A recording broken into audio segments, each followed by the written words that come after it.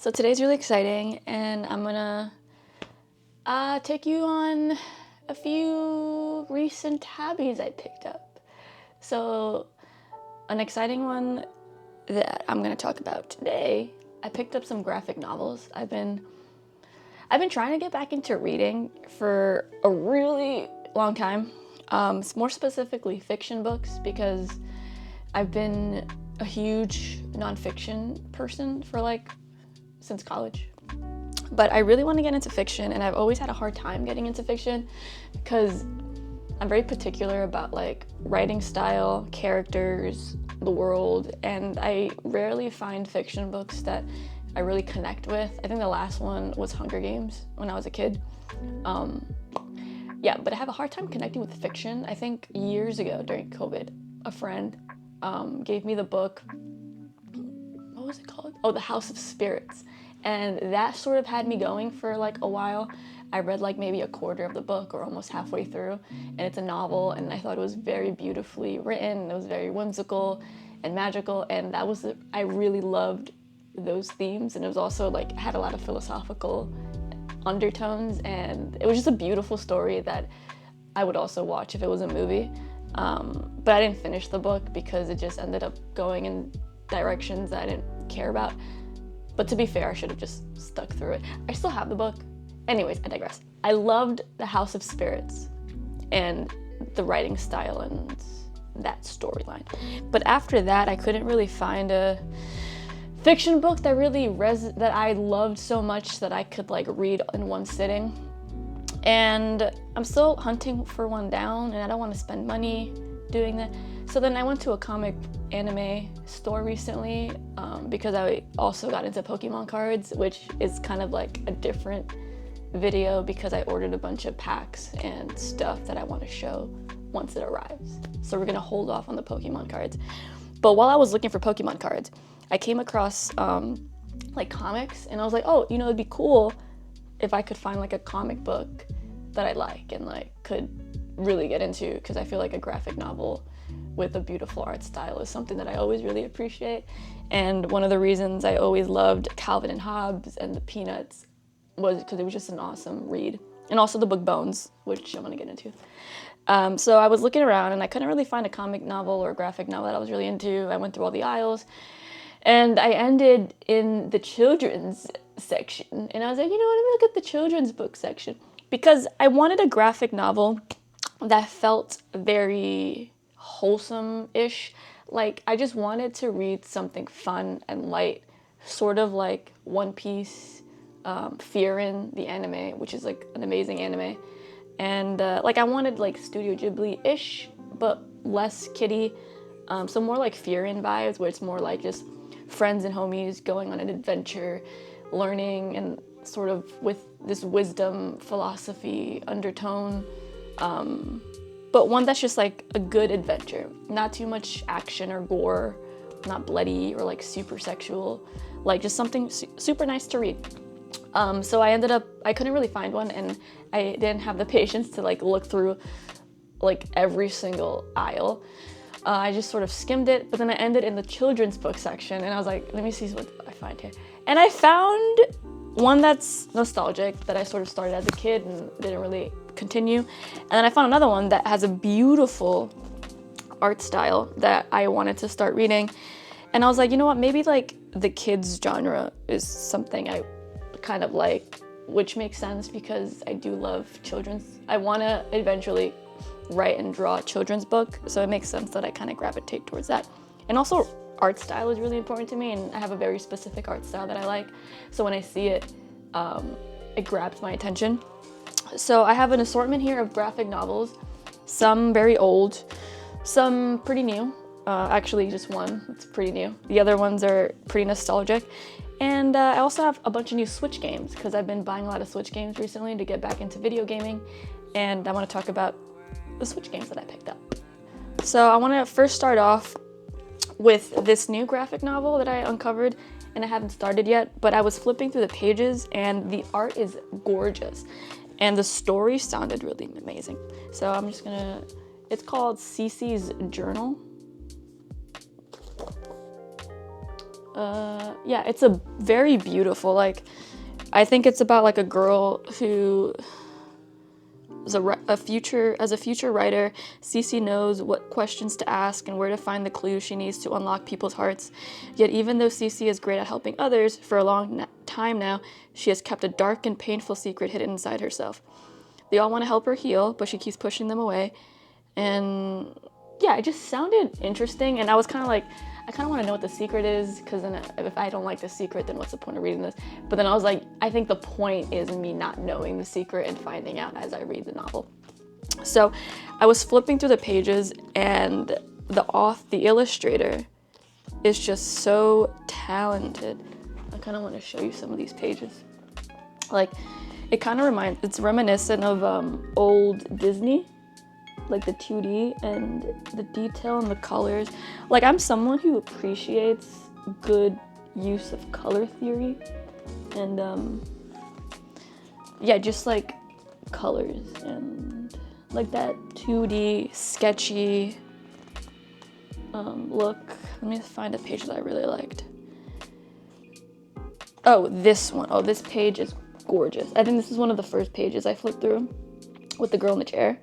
And I was like, oh my gosh, that is just such a beautiful illustration that, I mean, this has to be a good book. Like, if the art is this beautiful, my brain says that the story has to be just as amazing. And I mean, look at this. Like, I just appreciate good art. And that is just gorgeous. Anyways, that's why I picked this up, because it was the only book in the store that I was just really kind of blown away with the art. And yeah, I want to give it a shot. I haven't started reading it yet, so I think I might start this up today in bed. And I think this might help me get into this fiction genre that I've been yearning to get into, because I really miss that feeling of loving a book so much that I can't put it down. So that's the first one. Now to get into the other ones. So Bone is a childhood favorite. I love this book. I have a core memory of like just reading this book in class and just being immersed in the world. And it's pretty much just about this like Bone character and him and his buddies. They get like chased out of a town, and the characters are just so hilarious. And they kind of go on this adventure and meet a bunch of like people along the way. It's kind of like a similar concept as Fearin', the anime on Netflix, where they just kind of go on an adventure, and I forget what they're looking for, but it's just so silly, goofy, and there's so many like this is part 1 of the series, and I think there's like maybe 9 other books attached to it. So I was like, you know what, I read some of it, but I honestly don't remember the plot or like what it's about. So I thought, you know, I'm gonna try reading it again. And the art, like, it's like gorgeous. Let me find a page. Like, it's so beautiful, the artist. You could tell the artist was sort of inspired by Calvin and Hobbes. And I'm not actually sure when this came out, or if I'm pretty sure Calvin and Hobbes existed far before this one came out. But it's like the way he designs this character, you can tell he was sort of inspired by old school artists, which I always appreciate.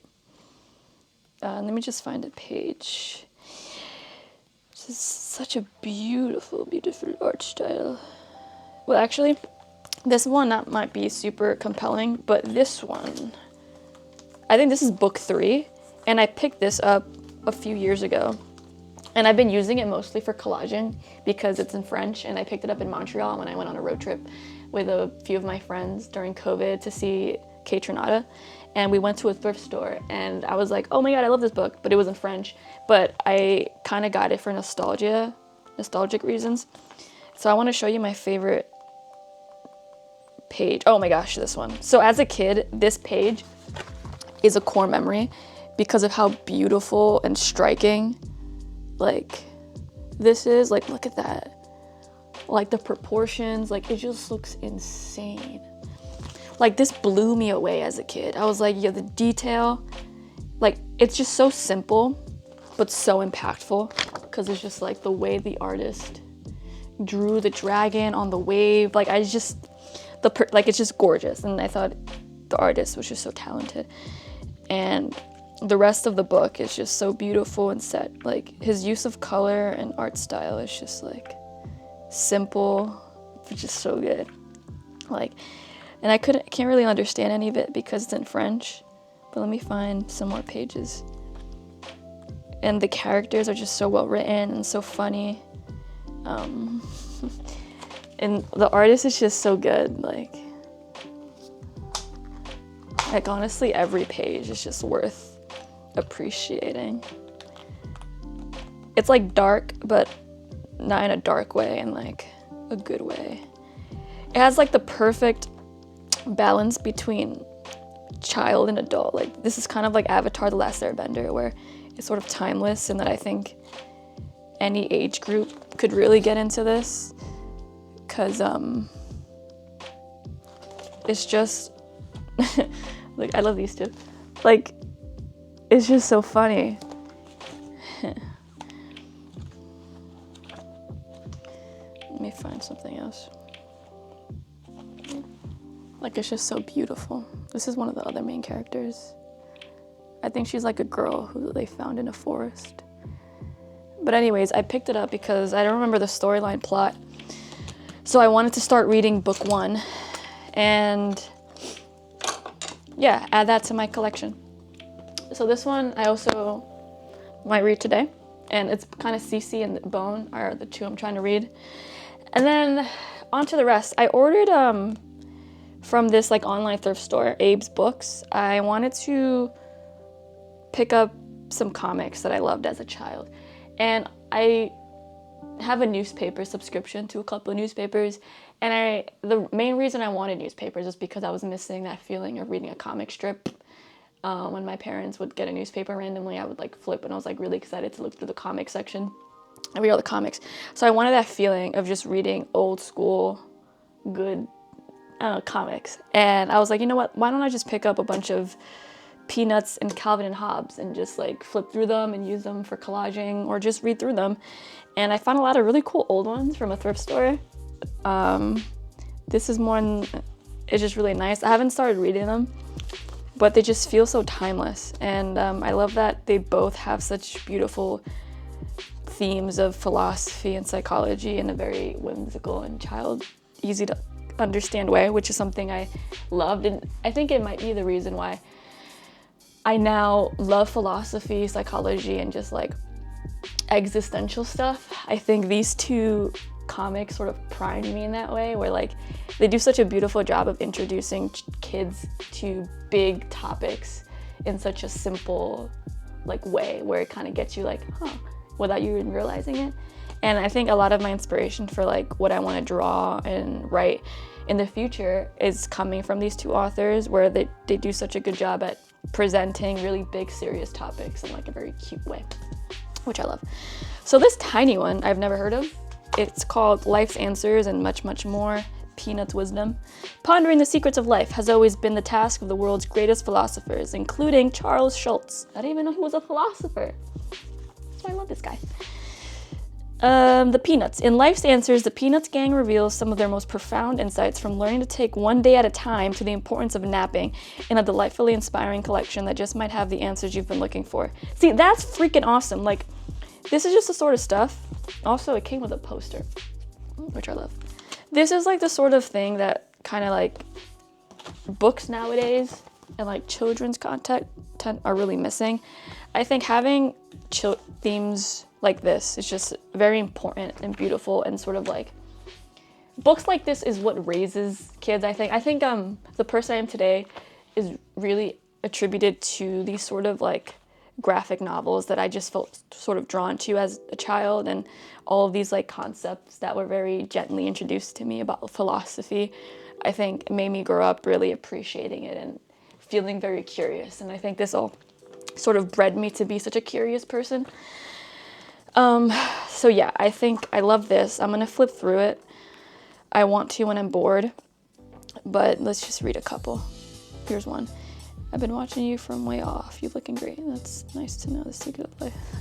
This is funny. Look at this one. It's hilarious.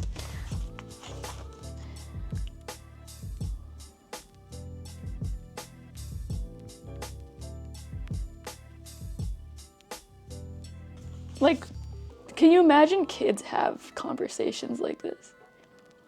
Like, I think just the idea of like an artist having his characters be kids and the kids talking like adults and having these like very dense conversations in such a childlike way, I think is like the funniest, most amazing thing ever. Because can you imagine writing a character who's 10 years old and it's saying something like, what's the meaning of life? Can you help me answer that question? And the other kid is like, well, turn off your appliances and all that. Like, it feels so adulty, and it's funny having it in such a tiny body. This is my report on how to live. They say the best way is just to live one day at a time. If you try to live 7 days at a time, the week will be over before you know it. Like, this is amazing. I love this. Yeah, this is just the sort of stuff I really appreciate. Live and learn. So I gotta... And I love Snoopy. I've always like loved Snoopy as a character. And as an adult, I feel like the reason I love him is because he's so keen on relaxing and just taking things slow and just having fun and having a goofy time. And he's just so smart and intelligent, but just so whimsical and unserious. And I think I love Snoopy because he embodies this like chill energy that's just kind of like very wise and intelligent, but just takes life so unseriously because, I don't know, I just love the character. So that's the first one that I picked up. The second one I've never heard of. I wanted just like cheap copies of the Peanuts that wasn't super expensive, and these were all super cheap. This was like maybe, oh, the real price was $14, but I think I got it for like under $5. That's what this one's called. I've actually never read this one. I think it's just 2,000 comics of Peanuts in color, which is pretty sweet. Yeah, so this one just has a bunch of old school Peanuts comics in color. So the goal is I just flip through these when I feel uninspired or I want to do some collaging. Now to the creme de la creme, my homie, my all-star, my child, Calvin and Hobbes. When I was a kid, one of my favorite moments was going to Barnes & Noble with my mom and running to the sale section and just finding all of the Calvin and Hobbes books that were on sale and under $10 and telling my mom that they were cheap and on sale and if she could buy me one. So every time I went to Barnes & Noble, I would look forward to just finding the cheapest copy of a Calvin and Hobbes comic graphic novel and just taking it home and reading it. Funny enough, I don't remember most of it. And I don't remember which ones I hadn't read and which ones I did read. I think these 3 I haven't read, but I used to have like a bunch of random ones laying around and I gave a bunch of them to my nephew. So I wanted to pick up ones that I don't think I've read before.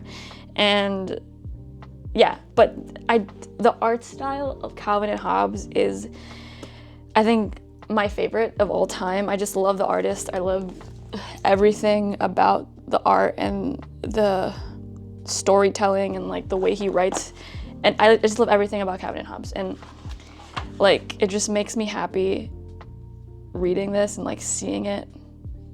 So I kind of bought a bunch of them to kind of get back into reading it. He's just such a legend and a genius in just like storytelling and art, and the way he formats his comics is like amazing. Like he uses so many like styles, and he does so much with black and white, like things you wouldn't really think of.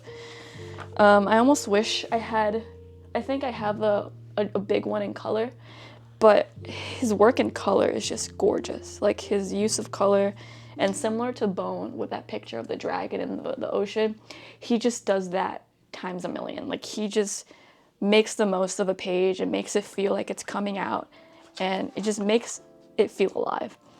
And he just has such a fun way of capturing movement and stuff, and just like, oh man, like I just love this guy because I feel like, you know, an artist is really good when they can take such simple shapes and just make them feel so alive and dynamic. And I'm like, how do you do that with like this so much talent? Like I just appreciate it so much. Like it almost feels effortless. I feel like when an artist could do these things so simple in the way that's just so effortless.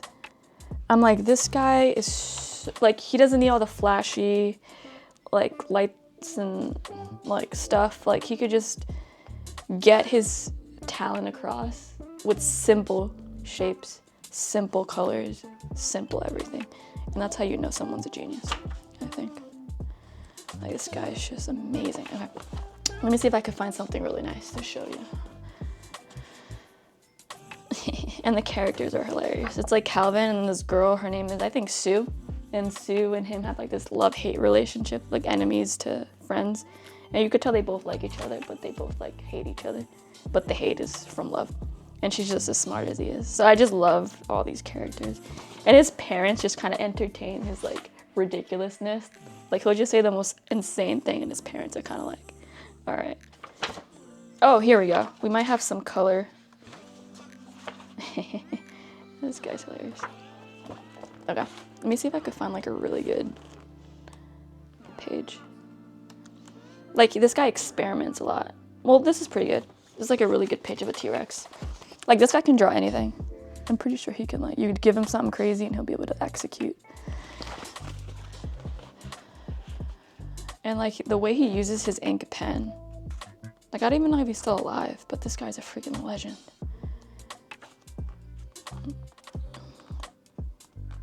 Like there was one page where he just made one inspired by famous artists in history, and he just did that so well.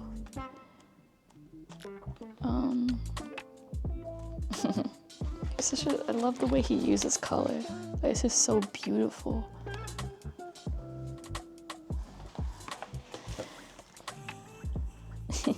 My, what an ugly tree. Where the heck did my leaf pile go? It went back home. Don't you have anything bigger than a rake? It's so funny.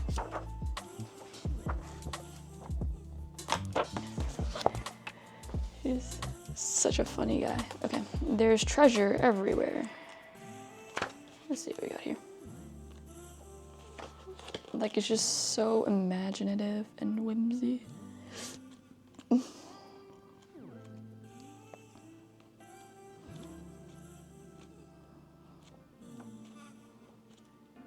Like, how does one person have so much creativity? Like, you know, I don't really look up to people or celebrities as much ever, but I think the author, who's this, Bill Watterson, I admire. He's like my favorite celebrity.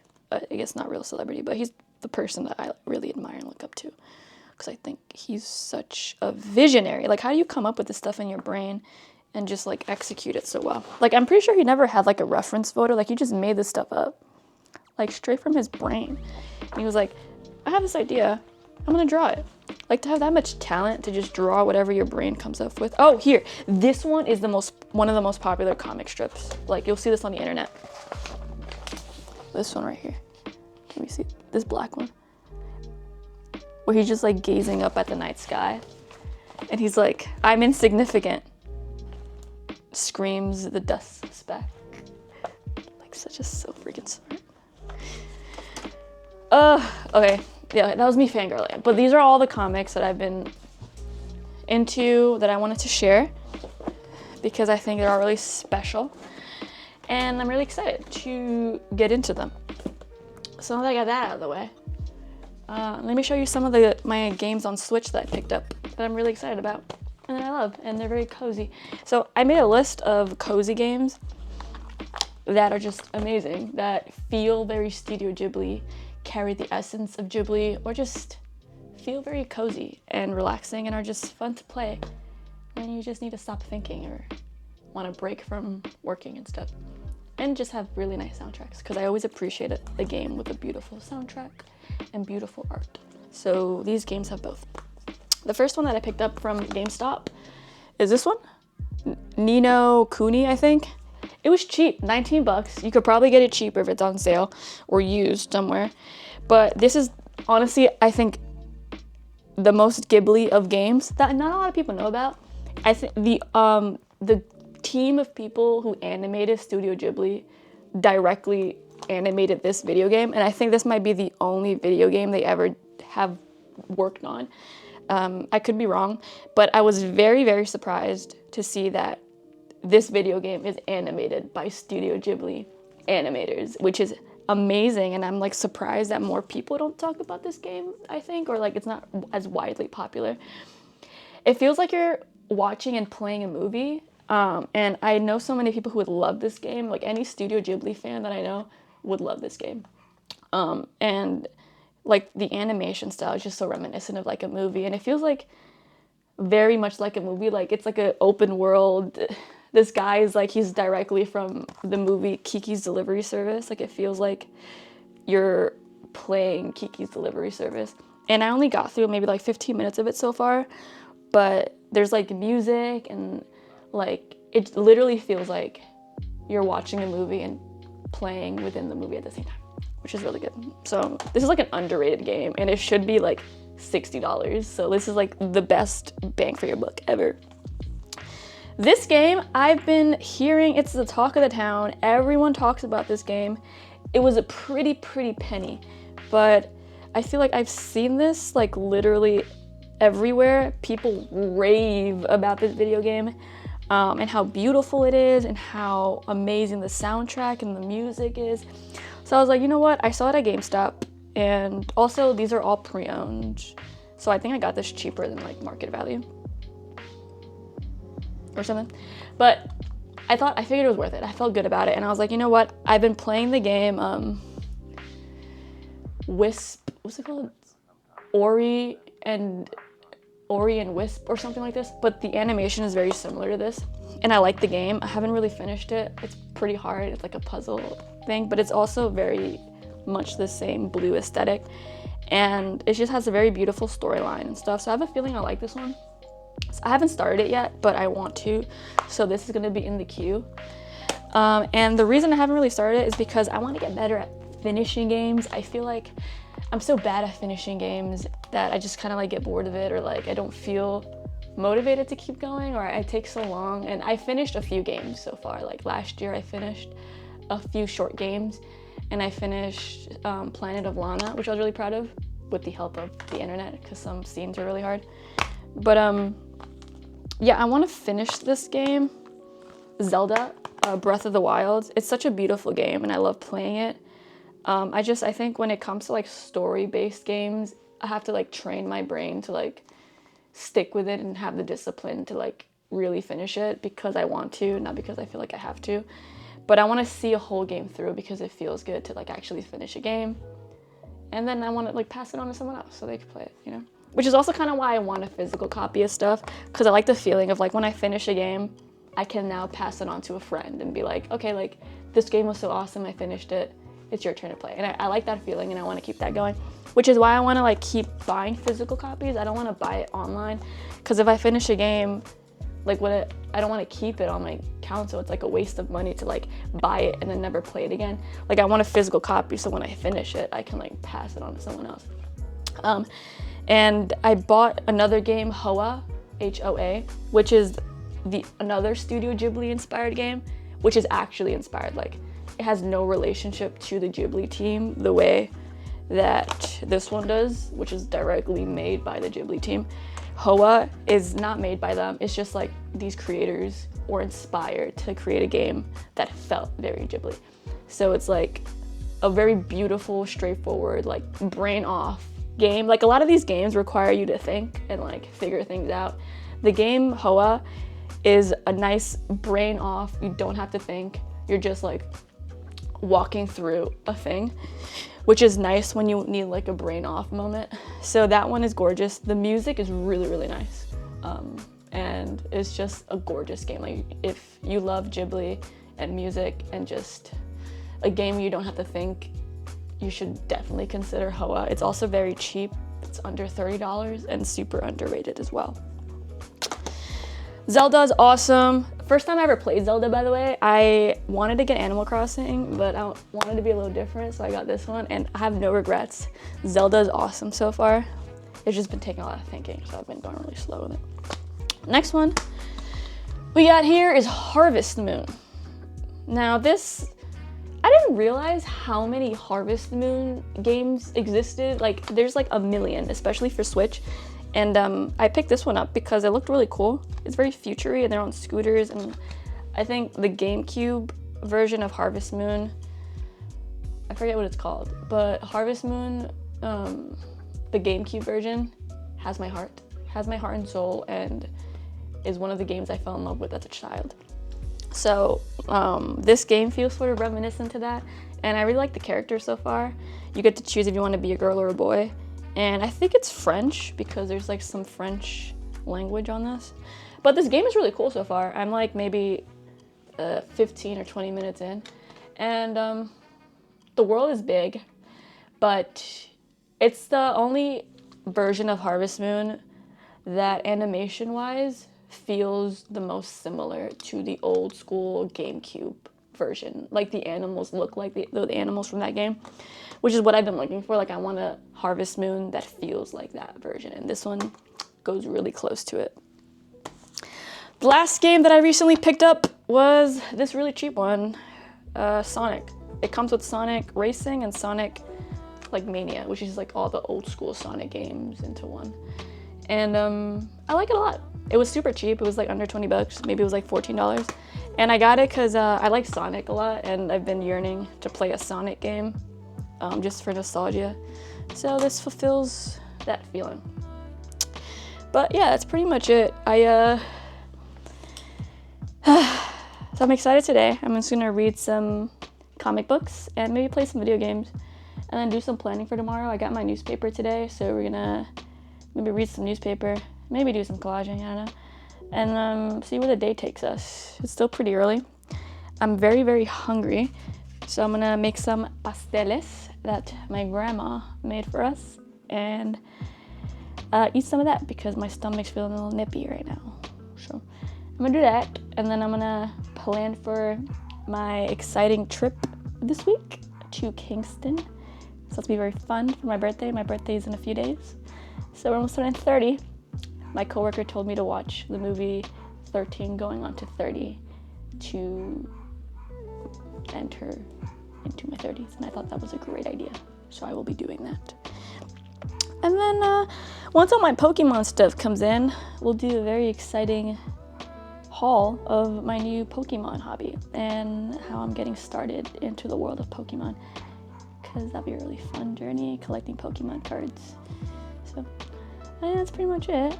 I hope you have a great day, and stay fresh, stay clean, drink water, and I'm sending you very good vibes. So I hope you have a great day. Stay back. Just kidding. Okay, bye.